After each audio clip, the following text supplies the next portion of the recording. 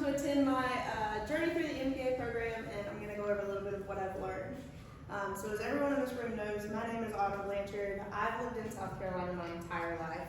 I grew up in the Midlands of South Carolina and moved off in the Camden area. After that, I went to Charleston for a hot second, then up to the upstate in Clemson, South Carolina, and ended up finding myself back here in Charleston.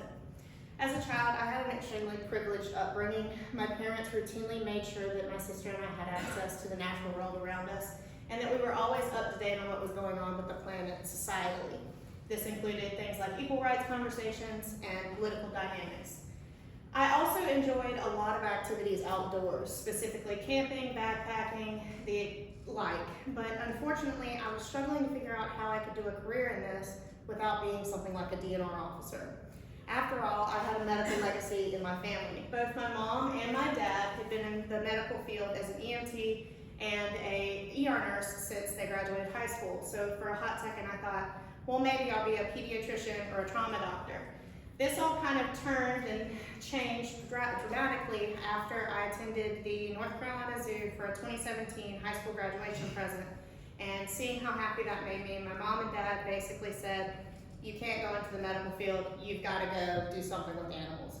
So they packed me up in high school, shipped me down here, moved me into McConnell dorm, and I studied wildlife biology here at Charleston before transferring to Clemson, where I studied environmental and natural resources. During that time, I got engaged with a lot of different projects, ranging from herpetology to even being a little bit of a dairy farmer for a hot second. But unfortunately, I didn't want to spend the rest of my life studying one specific species.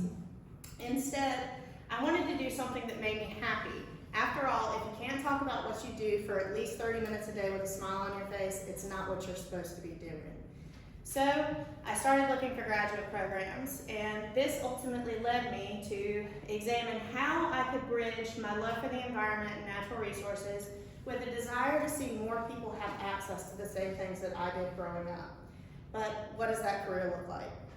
I ended up landing on the concurrent environmental and sustainability studies and Masters of Public Administration here at the College of Charleston. So I changed my tiger skin and became a cougar.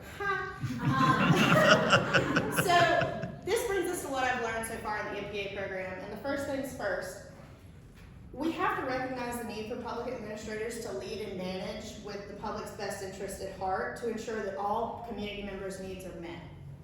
Additionally, we need to be engaged with the policy process. This involves community engagement, going outside of your work hours to engage with people, making people feel comfortable, meeting them where they are. This ultimately trickles into competency 3, involving the basement of our decisions in evidence. This can include community stories, lived experiences, and heavy scientific data. At the end of the day, if you don't have the proof for what you're arguing for, you need to move on to something else. Afterwards, we need to make sure that we're articulating, applying, and advancing a public service perspective. So making sure that what you're doing and advocating for matters to your community. If it's not in line with what they need, once again, you need to move on. Finally, we have to make sure that we're communicating and interacting with our diverse communities in an inclusive way so that all voices are heard and everyone can be brought to the table in one way, shape, or form, even if they're not directly present. I've had an extremely unique perspective here in the MPA program, as I've been working as a GA for the past 2 years at the Riley Center for Livable Communities. During this time, I've engaged in numerous projects ranging from nonprofit capacity building to the Low Country Early Action Plan, where we wanted to ensure that people had access to daycare and early childhood education, to social justice reform with the Juvenile Justice Report, and even encouraging communities to grow in a healthy way with their community members' input. So what does the future hold for me? I finally found a career that allows me to bridge those two things together, and starting in May, I will actually be serving as the Research and Engagement Specialist for the Kiowa Conservancy. So with that being said, thank you all so much for coming tonight, and please enjoy my dad at the North Carolina Zoo. This was kind of the final moment where I was like, it's time to change. So thank you